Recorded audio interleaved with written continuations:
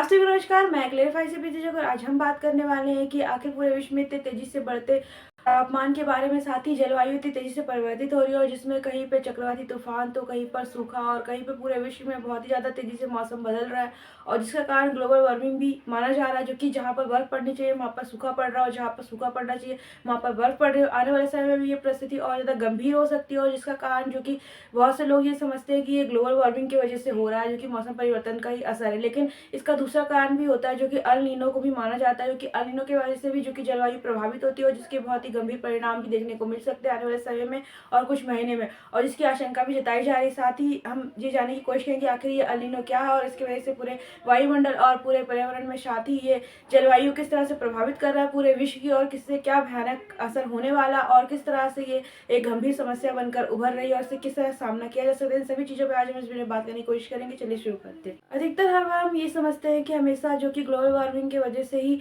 जो कि इतना ज़्यादा जलवायु परिवर्तित हो रही है, लेकिन ग्लोबल वार्मिंग तो हिमखंड ग्लेशियर जो कि वो पिघल रहा है तेजी से और वातावरण गर्म होने की वजह से वो ग्लेशियर पिघल रहे हैं और जिसकी वजह से भी जलवायु तेजी से परिवर्तित हो रही है। लेकिन इसका दूसरा भी कारण बताया जा रहा है जो कि अल नीनो को भी बताया जा रहा है कि अल नीनो के भी बढ़ने की वजह से भी ये मौसम में जल्दी से तेजी से परिवर्तन को बता रहा है और जिसके कारण भी परिस्थितियाँ और ज़्यादा भयानक बताई जा रही है, जिसमें वैज्ञानिकों का ये कहना है कि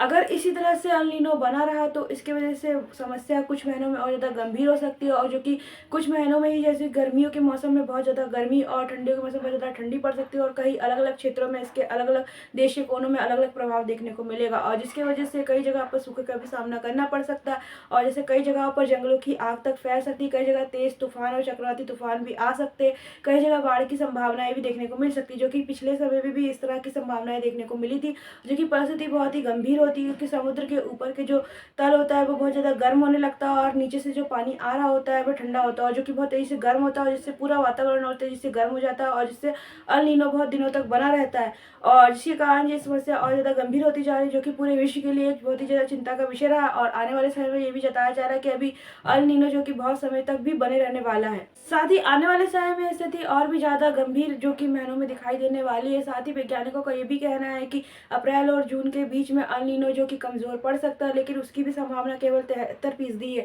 जो कि बहुत ही कम उम्मीद जताई जा रही है और जिसमें कि ये प्रभाव और ज़्यादा भयानक हो सकते हैं। साथ ही अमेरिका के नेशनल वेदर सर्विस के क्लाइमेट प्रोडिक्शन सेंटर्स ने भी यह आशंका जताई है कि अल नीनो के जो ऊपरी समुद्र की जो सतह है वो बहुत तेजी से गर्म हो रही है और जिसका प्रभाव जो कि आने वाले समय में भी देखने को मिल सकता है और जिसका असर देश व्यापार और यहाँ तक कि ऊर्जा सेक्टर्स में भी इसी कीमतों में जो कि बढ़ती हुई नजर आएंगे उसमें देख सकते हैं, क्योंकि इस तरह से बढ़ते हुए तापमान और अल नीनो के प्रभाव में आकर फसलें भी खराब होने लगेगी। साथ ही जो कि आने वाले समय में जो कि ये टेम्परेचर और ज़्यादा बढ़ेगा और जिससे सूखे की संभावना भी बढ़ जाएगी और जिसका सीधा असर जो कि पावर प्लांट्सों पर भी पड़ेगा और जिससे बिजली उत्पादन भी कम होगा और जिससे ऊर्जा और ज़्यादा महंगी होने लगेगी और जो कि जिससे देश विदेश और व्यापार में भी इसका सीधा असर देखने को मिलेगा, जो कि आम जनता पर भी पड़ेगा। इससे सूखे की संभावना और जंगलों की आग भी बढ़ सकती है। साथ ही कई जगह चक्रवाती तूफान भी आने की संभावना जताई जा रही है। इसका सबसे बड़ा जो उदाहरण अगर देखा जाए तो वह कश्मीर की जो घाटियाँ हैं उनका है, जो कि कश्मीर में इस बार जो कि हर बार जो कि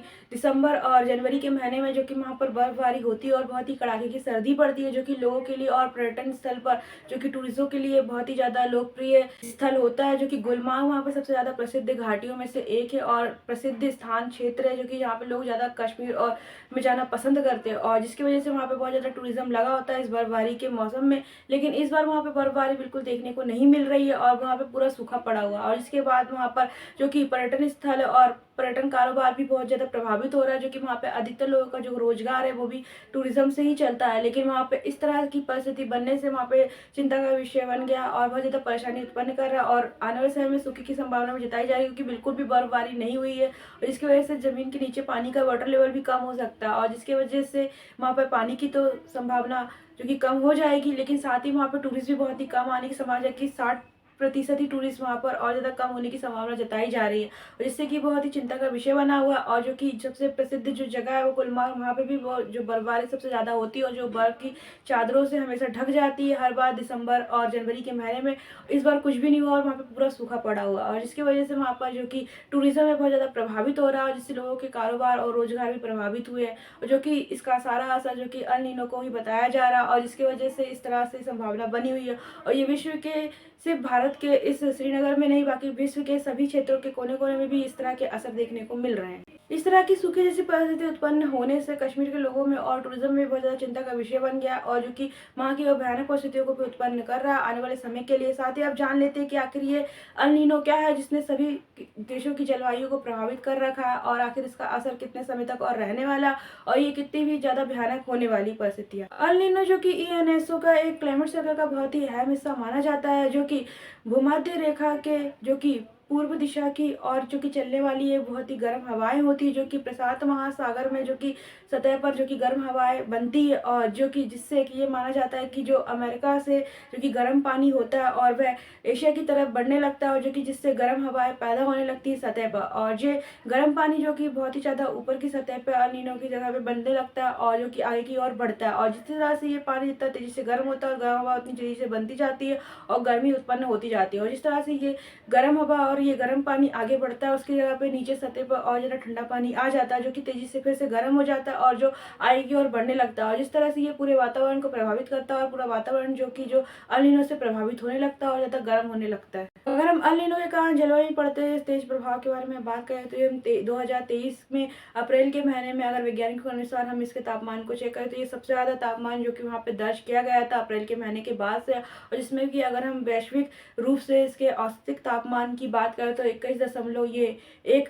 डिग्री सेल्सियस के ऊपर ये जो कि तापमान जो कि बहुत ज़्यादा टूटा था, और जिसकी वजह से ये बहुत ज़्यादा अधिक दर्ज किया गया था, और जिसकी वजह से जलवायु बहुत ज़्यादा अधिक प्रभावित हुई थी, और जिसका जो मेन कारण था वो कि अल नीनो ही था। और साथ ही अगर हम यह कि उष्णकटिबंधीय इलाकों की बात करें, तो इसमें भी अब ला नीनो का जो असर है वो खत्म हो चुका है, और जब अल नीनो जो कि अब आ रहा है, और जिसकी वजह से तापमान जो कि बढ़ते हुए अल नीनो की वजह से बहुत ज़्यादा गर्म हो रहा है और गर्म होता दिखाई दे रहा है, जिसकी वजह से इस तेजी से तापमान बढ़ने की वजह से और ज़्यादा गर्मी में ये मौसम और ज़्यादा गर्म हो सकता है, और जिसकी वजह से सूखे की संभावना, साथ ही जंगलों की आग और चक्रवाती तूफान और जैसे कई जगहों पे सूखा और बाढ़ जैसी स्थिति भी उत्पन्न हो सकती है। जिसके साथ ही अल नीनो की वजह से इतनी तेजी से जो कि जलवायु परिवर्तन के कारण से पूरे साल जो कि मौसम प्रभावित होता रहेगा, और ये बदलता रहेगा, और मौसम का जो संतुलन है वो असंतुलित ही रहेगा, जिसकी वजह से कहीं पे ज़्यादा ठंड, कहीं पे सूखा, कहीं पे गर्मी और कहीं पे चक्रवाती तूफान जैसी स्थिति भी देखने को मिल सकती है, और कहीं पे बहुत ज़्यादा सूखा भी देखने को मिल सकता है, जो कि पूरे विश्व में ये जो कि जलवायु जो कि बहुत ज़्यादा प्रभावित करेगी वो पूरे साल। साथ ही इस तरह के तेजी से परिवर्तन होने का जो कि मौसम का जो मेन कारण है कि जलवायु जिस तरह से प्रभावित हो रही है, इसका मेन कारण जो कि अल नीनो और ला नीनो का मिलन होना है, जो कि हर साल नहीं होता है। चिंता की कोई बात नहीं है, क्योंकि ये 7 साल से या 3 साल में एक बार इस तरह की परिस्थिति उत्पन्न होती है, जो कि इस बार होने वाला है, और जिसमें कि अल नीनो और ला नीनो का मिलन हो रहा है, जिसकी वजह से इस तरह का क्लाइमेट चेंज और जलवायु का तेजी से परिवर्तन देखने को मिल रहा है, जिसकी वजह से तापमान और ज़्यादा गर्म हो रहा है, जिससे कि असंतुलित तापमान के कारण से ही इसका प्रभाव पड़ रहा है। इस बार तो चलो 3 से 7 साल के बीच में जो कि ला नीनो और अल नीनो का मिलन होता है, तो उसके वजह से भी जो कि जलवायु प्रभावित हो रही है, और जिसका असर हमें देखने को मिल रहा है, तापमान गर्म हो रहा है। लेकिन इसका मेन कारण ग्लोबल वार्मिंग भी है, जो कि प्राकृतिक संसाधनों का मनुष्य द्वारा अत्यधिक दोहन करना, साथ ही जो कि अन्य देशों में भी जो कि युद्ध की स्थिति भी पूरे विश्व में कहीं न कहीं बनी हुई है, जिसमें कि मनुष्य द्वारा बनाए गए परमाणु हथियारों का भी प्रयोग बहुत तेजी से हो रहा है, और प्राकृतिक संसाधनों का जिस तरह से दोहन किया जा रहा है मनुष्य के द्वारा, साथ ही जंगलों की इतनी तेजी से कटाई हो रही है,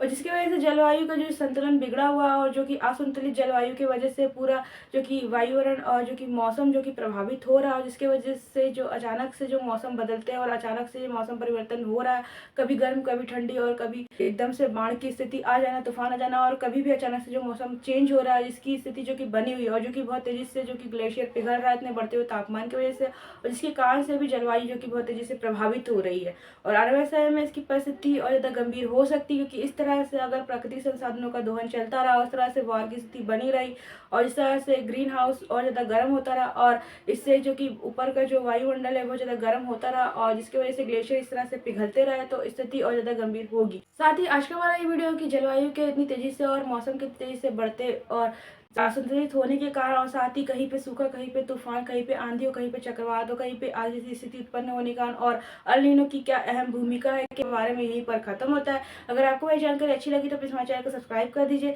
साथ ही उसके बाद प्रीति को फॉलो जरूर कर दीजिएगा, और अगर आपको हमारी वीडियो थोड़ा भी यूजफुल लगता है तो प्लीज़ शेयर जरूर कीजिएगा। जब तक के लिए जय हिंद, जय भारत।